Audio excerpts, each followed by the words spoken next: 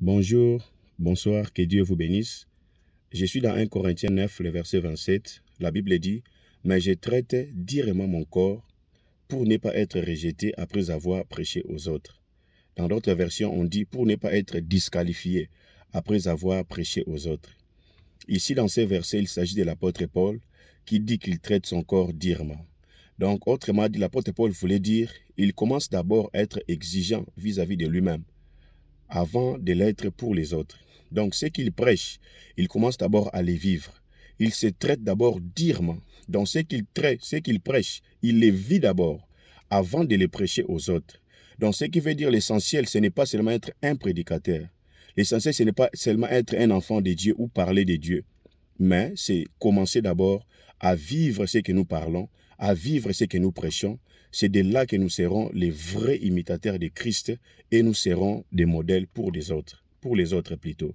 Alors, Jésus a dit dans le livre de Matthieu, dans l'évangile de Matthieu, il a dit, tu ne peux pas enlever la paille que tu vois dans l'œil de l'autre si tu n'enlèves pas la poutre qui est d'abord dans ton propre œil.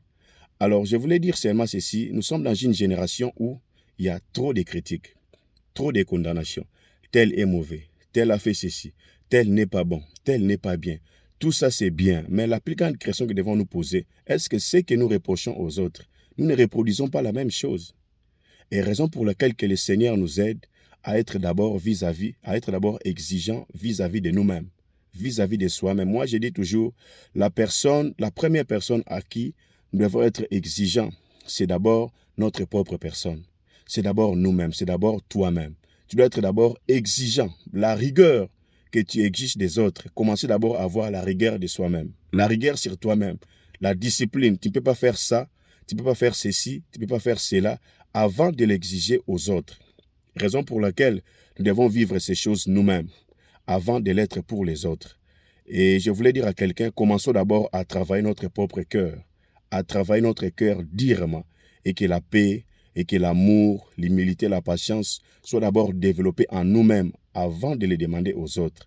C'est de là que nous allons être des vrais modèles, non seulement en parole, mais des modèles en acte. Et c'est de là que nous serons des vrais enfants de Dieu, des vrais prédicateurs, des vraies personnes qui suivent la voie du Christ.